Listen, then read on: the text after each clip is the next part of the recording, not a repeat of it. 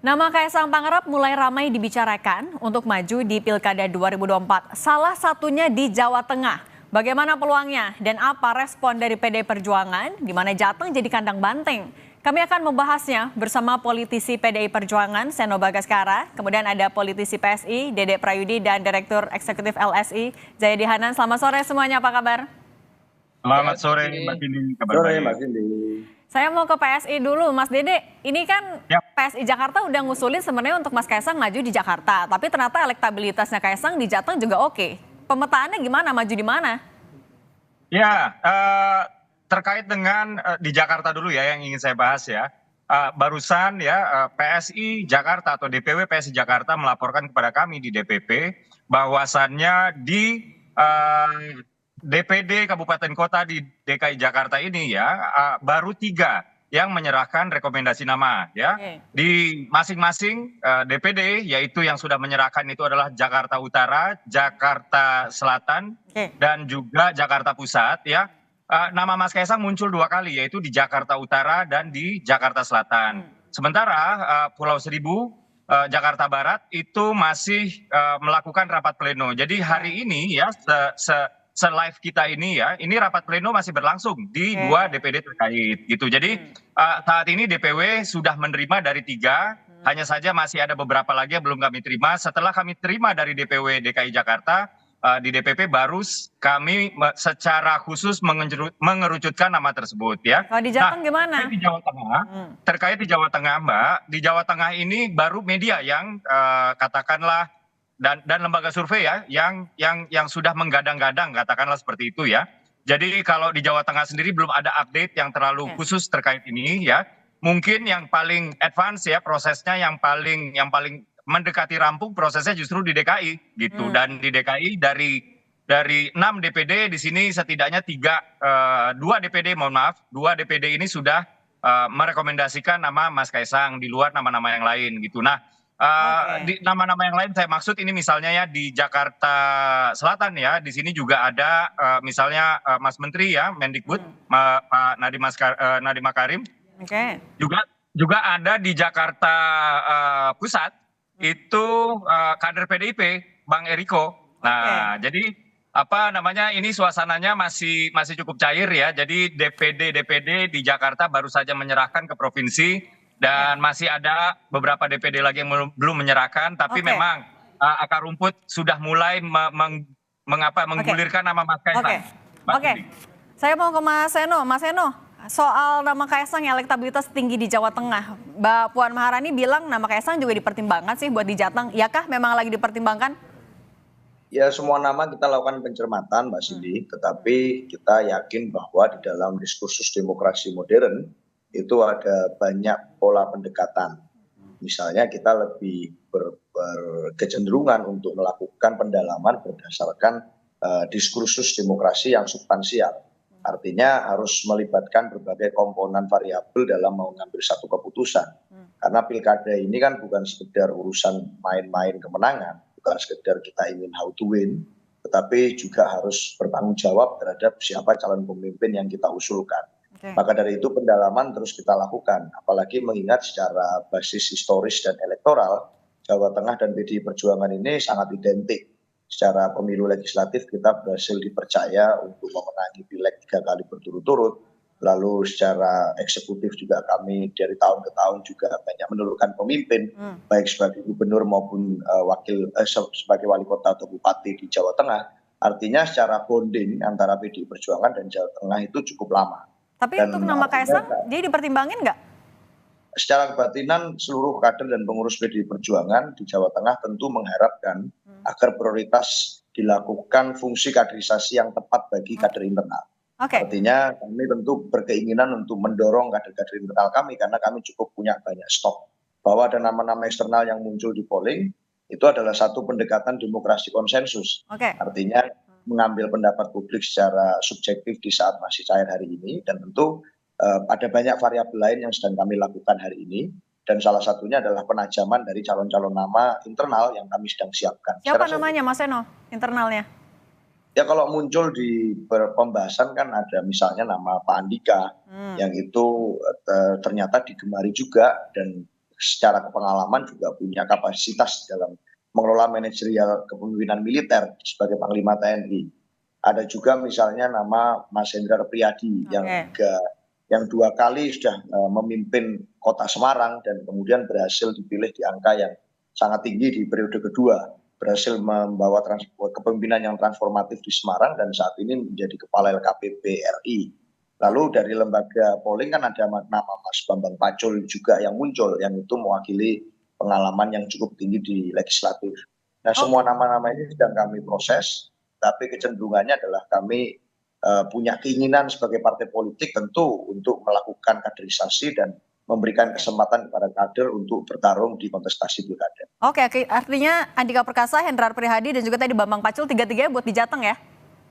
Ya, untuk di Jateng ada nama-nama itu yang muncul dari bawah. Oke. Kalau Mas Jayadi melihatnya sebenarnya dari nama-nama yang udah disebutin tadi yang paling potensial untuk maju akhirnya siapa sih Mas Jayadi? Untuk PDI ya? Untuk di Jawa Tengah? Untuk PDI kalau di Jawa Tengah ya memang 2 nama kalau yang muncul ya. Muncul minimal di 10 besar atau bahkan kalau Mas Bambang kan masuk 4 besar. Jadi Bambang Wuryanto atau Bambang Pacul, kemudian Mas Hendi kalau dari PDI Perjuangan. Itu yang paling potensial sementara ini berdasarkan hasil survei. Kalau nama Pak Andika Perkasa itu belum muncul di top of mind publik ya. Mungkin kalau nanti dia bersosialisasi lebih jauh di Jawa Tengah akan muncul juga gitu. Tapi secara keseluruhan memang walaupun kondisinya sekali lagi masih sangat cair ya, yang muncul secara konsisten di atas itu di 4 besar di Jawa Tengah itu termasuk di survei indikator yang tadi saya ikut membahas juga, yaitu nama Kaisang Pangarep sama Pak Lutfi sama Pak Yasin Maimun plus Mas Bambang. Itu yang selalu bertengger di 4 besar. Plus kalau mau ditambah lagi ada nama dari Golkar Diko, lalu dari Gerindra nama Sudaryono. Itu nama-nama yang masuk 5 atau 6 besar. Mas Hendi masuk di jajaran sekitar 10 besar gitu. Itu nama-nama yang potensial. Tapi jarak elektabilitas di antara nama-nama itu terutama yang 4 atau 5 besar itu jaraknya nggak terlalu jauh. Masih belum ada misalnya di top of mind semuanya di bawah 10%. Di semi terbuka banyak nama elektabilitas masing-masing itu masih di bawah 20%. Kemudian juga alasan memilih itu lebih banyak karena belum tahu nama calon lain. Terus baru 16% kalau kita lihat survei indikator tadi yang saya ikut bahas, baru 16% yang sudah firm, sudah yakin pilihannya. 82% bilang baru akan memutuskan pilihannya pada saat kampanye dan menjelang hari H. Jadi kondisinya masih sangat cair. Oke, baik. Mas Kaisang bilang maju di mana, tunggu kejutannya bulan Agustus. Nah kalau kira-kira maju, apa respon dari PDIP Mas Seno? Tapi tahan dulu jawab seusai jeda ya, tetap bersama kami di Kompas Petang.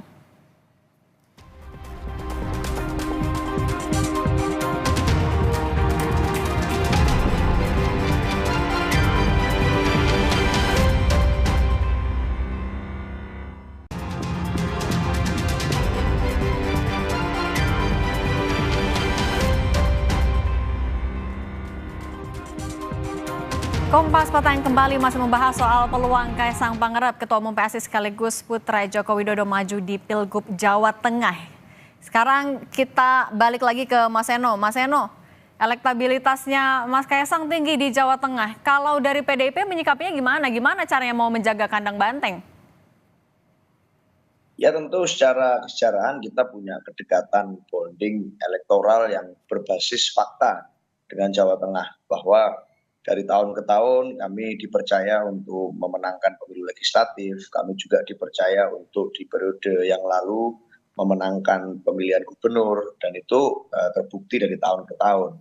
Bahwa kami juga mempertimbangkan berbagai pakem sosiologis yang ada tentang Jawa Tengah dengan seluruh kebudayaan di setiap daerah yang itu berbeda-beda. Tentu itu kami pertimbangkan matang-matang.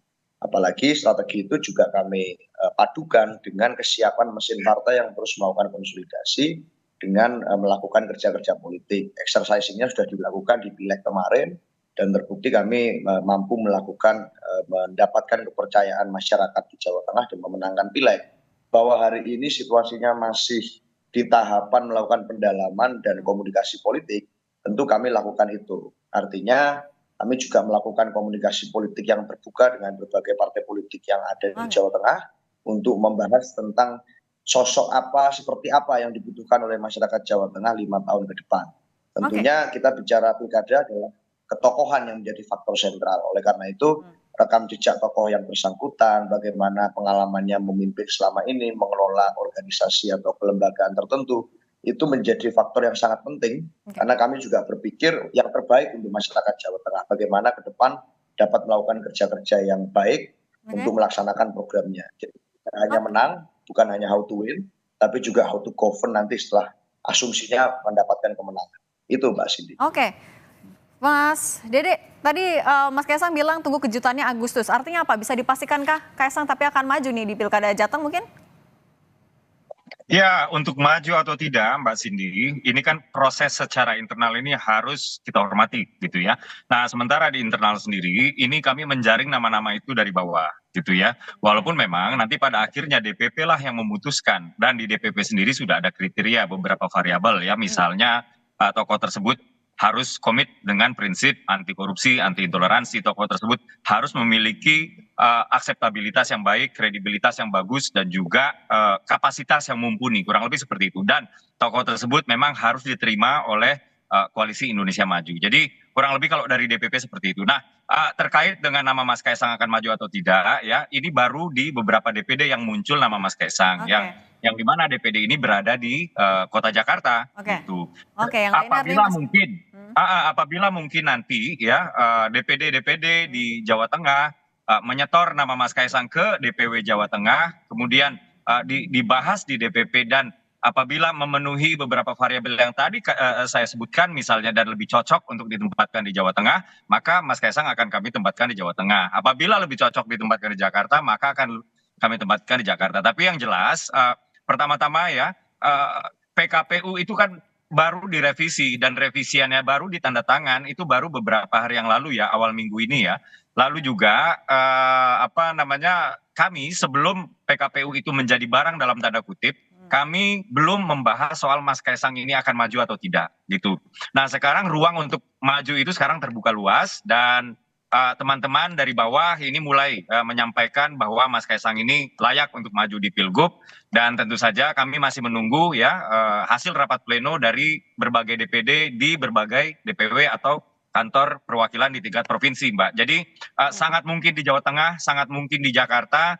Jadi seperti kata sekjen kami ya Mbak ya, pinjam dulu 100 supaya silaturahmi tidak putus, tunggu saja bulan Agustus akan ada kejutan yang sangat bagus. Oke, Mas Jayadi terakhir singkat, kalau nama Kaisang sendiri sebenarnya cukup menggodakah buat partai politik untuk mengusung di Jateng? Kalau di Jateng itu peluangnya cukup besar ya, tapi sekali lagi belum dominan ya. Sementara ini kan keunggulan utama Mas Kaisang karena dia berasal dari keluarga Pak Jokowi.